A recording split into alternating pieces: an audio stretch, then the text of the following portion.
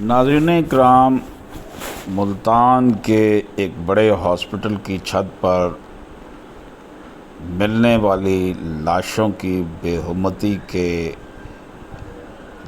دل دہلا دینے والے مناظر کی ویڈیوز اس وقت سوشل میڈیا پر وائرل ہیں۔ سوال یہ پیدا ہوتا ہے کہ یہ کون لوگ ہیں جن کی یہ لاشیں ہیں اور یہ بے یارو مددگار کیوں پڑی ہیں؟ ناظرین اکرام، لاشیں گل سڑ رہی تھیں۔ پنجاب حکومت کی تفتیش میں جو ابتدائی طور پر ہوئی ہے، یہ کہا گیا ہے کہ یہ نامعلوم افراد کی لاشیں تھیں جو پولیس نے تعلیمی مقاصد کے لیے نشتر میڈیکل یونیورسٹی کے حوالے کی تھیں۔ سوال یہ ہے کہ تعلیمی مقاصد کے لیے لاشوں کو کیسے استعمال کیا جاتا ہے اور کن قانونی نکات کا خیال رکھا جاتا ہے؟ ناظرین کرام، وزیر اعلیٰ کے مشیر نے ہسپتال کے دورے کے دوران انکشاف کیا کہ چند لاشیں 2 سال پرانی لگتی تھیں۔ میڈیا رپورٹس کے مطابق یہ بھی بات سامنے آئی ہے کہ سرد خانے کے اوپر 2 کمرے درجنوں لاشوں سے بھرے پڑے ہیں۔ سرد خانے کے فریزر بھی ایک طویل عرصے سے بند ہیں۔ 5 میں سے صرف ایک فریزر کام کر رہا ہے۔ سرد خانے میں 40 میتیں رکھنے کی گنجائش ہے، جبکہ لاشوں کی تعداد کہیں زیادہ ہے۔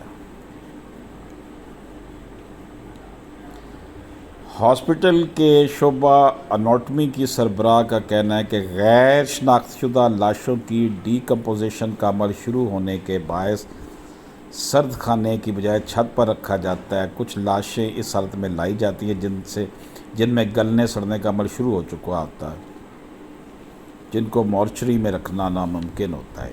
ان لاشوں کو گزشتہ کئی برسوں سے چھت پر بنے کمروں میں رکھا جاتا ہے اور مکمل گلنے کے بعد ان کی ہڈیوں کو نکال کر کیمیکل سے صاف کر کے تدریس کے لیے استعمال کیا جاتا ہے، اور یہ سب غیر قانونی نہیں ہے۔